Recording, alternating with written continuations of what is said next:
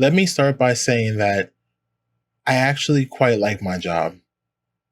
Most people would look at me in shock if I told them that. I work at a stereotypical office, small cubicles, a boss everyone secretly hates, an overworked printer and coffee machine. But I didn't mind it. I had to eat somehow, so what harm was it really? There was one certain factor that I didn't like, though: the desk I worked at. It was the same as any other standard employee office space among the many floors of the company building. It's something was off about it. Looking at it, there didn't seem to be any distinct feature that would cause a feeling of uncertainty or unease. Just a cluttered mess of papers with a monitor and computer tower, decorated by a single picture of my immediate family. It sounds even more stereotypical as I describe it, but bear with me. I tried to pass it off as just the jitters of a new job, but it became worse than that. Whenever I first sat down to work in the morning, a wave of unease sat with me. The type of unease you would feel walking home alone in the dead hours of the night. The same unease of being followed or of being watched. The worst part was that I actually did feel like I was being watched. I would have the sudden urge to look around the office, paranoid for no good reason. The strongest urge was the one to look straight up, like someone a floor above me made a hole and was peering down at me. I hated the thought of it. Thankfully, nothing bad trailed this sense of unease I held. And every time I got up to get a drink or to talk with a coworker, all the feelings I had would vanish right in the thin air, as if I never felt on edge to begin with. I attempted to abuse this, but I couldn't stand to I couldn't stand to see the odd looks I got from the employees around me as I hunched over my desk trying to productively work. I even switched chairs with a coworker whose cubicle was next to mine, doing so when he was away from his desk. Still, that forsaken anxiety I always felt.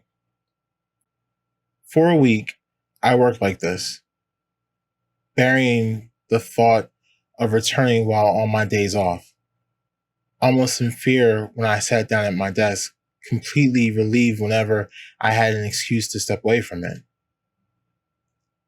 The job I once somewhat enjoyed became a dreadful experience. I had enough on the eighth day. It got that worse by then. The unease was growing and my heart was beating faster whenever I sat down to work. I talked to my supervisor about switching desks or even floors, anything to cease my current routine. I told him I was willing, since our floor was the closest to the ground level, offering relief for anyone who dreaded the thought of a long elevator ride or for whatever other obscure reason. The next day, my supervisor came to me with an offer. This older woman, a few floors above us, was willing to move, with no specific reason as to why. I accepted without hesitation, hoping my unease would finally end. And it did. As I began to unpack my papers and photo, I sat down in the new chair, nervous as to what I'd feel. Resting my elbows on its arms and leaning forward to prepare for myself for work, nothing. I felt nothing. Finally, it was all gone. All those dreadful days of fear and anxiety were gone. Happiness would take their place. Working felt normal again. And as a result, my days were normal again too. No more fear in my workspace. I was finally at peace. 9 days had passed since I'd switched. I'd nearly forgotten about it by then. On the third day, I peeked onto my previous floor to see how the older woman was doing. I spotted her at her new cubicle, and she looked uncomfortable, scared. By her face and shaky movement, she seemed much more on edge than I felt. Of course, I felt bad that I just pinned some cursed desk on this woman, but I only hoped she didn't request to return to her original workspace. The 10th day was frightening, more than any day I spent at that cubicle. I had overslept that day, and I was rushing through my morning routine, praying I would make it to the office on time. When I arrived at the building, panting because of the run from my car, I stopped. The entire building seemed to be evacuated, with all the staff standing around outside asking questions amongst themselves. There were police cars and an ambulance parked just in front of the lobby, the lights atop them flashing red and blue. Confused, I asked around, trying to discover the source of the problem. Some janitor I'd never seen before, he filled me in. A lady had been killed on one of the lower floors. Her shoes, purse, a pool of blood on the cubicle, and blood dripping from the ceiling above it were the only clues to her death.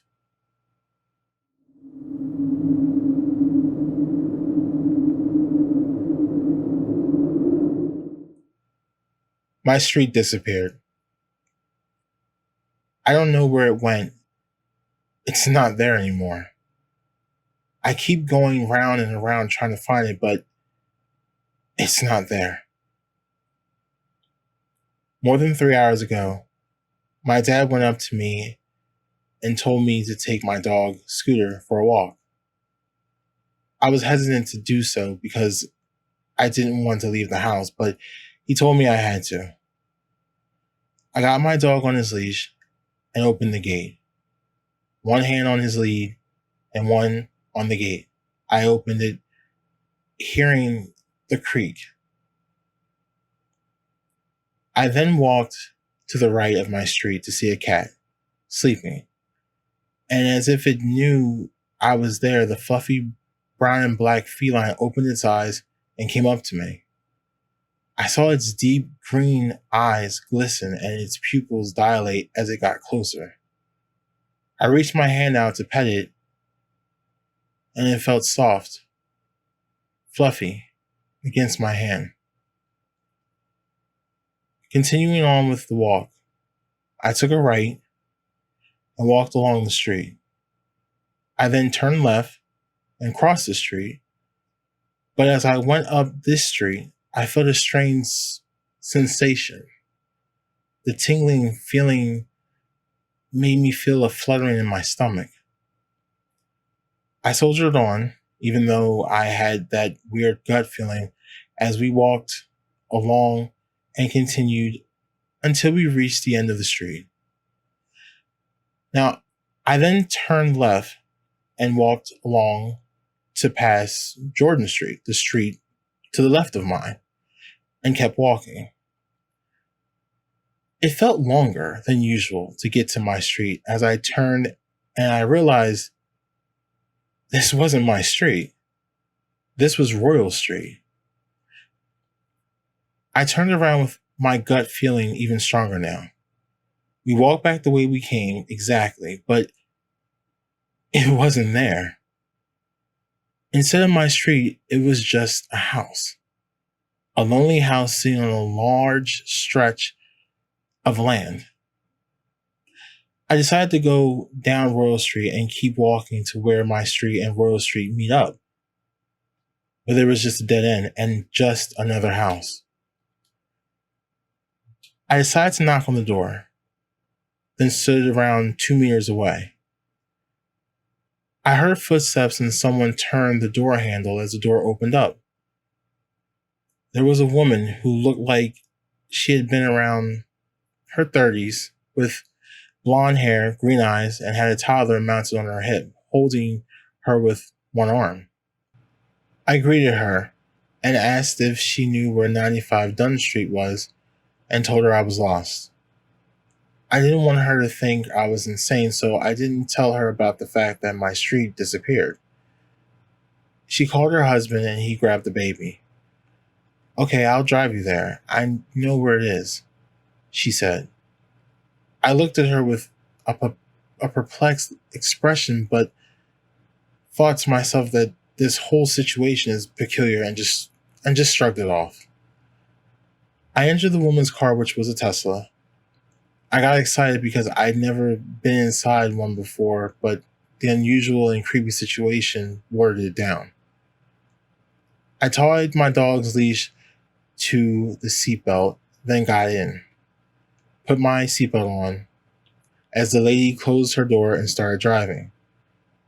The Tesla's driving was so smooth that I started forgetting about the fact that I was in a stranger's car because my street disappeared. But night fell and it was now 7:30. It was dark and I was getting hot for some reason, so I started to open the window when the woman yapped at me. Stop. Don't open the window. They will get you, she warned. I started thinking she might be crazy, but then I remembered this whole situation is crazy. Who are they? I asked. The figures. Can't you see them? She said. I looked out the window, expecting to see darkness, but instead, I saw the face of a mangled, torn up woman with beady, sunken eyes, a large mouth, and bones protruding out of every part of her body. She was staring at me, smiling with pointy yellow teeth. I could see blood pouring out of every orifice. It was the most disgusting being that I had ever seen. To make matters worse, I saw through the other window another being, if you can even call them that. This one was a male and pretty much looked just as hideous and gruesome as her. I started hyperventilating. Every breath I took, the more my consciousness decreased before I passed out. I woke back up and we'd been in the car for 3 hours now, from what the clock and the dash read. We'd finally pulled up at my house, and the woman told me to turn on my phone's flashlight so I would be safe from the beings. So I did. I looked around as I got out of her car with the light beaming to see the same creatures moving away from us. I thanked the woman before walking off towards my front gate. The creatures didn't follow. I locked it behind me and went inside my house. My dad approached me and asked where I'd been. I just told him I got lost. Then I asked him where mom was for him to say she's not home yet. And then I started to worry to such an extent that I began to cry. I was extremely worried about her after what I experienced and saw up to that point. Even when she is late, it doesn't take this long. I looked out the top windows of the front door to see the beings congregate on my front lawn. Now, more than just the two I had seen before. Something about my mom not being home felt disturbingly wrong. You see, she was meant to be home 3 hours ago.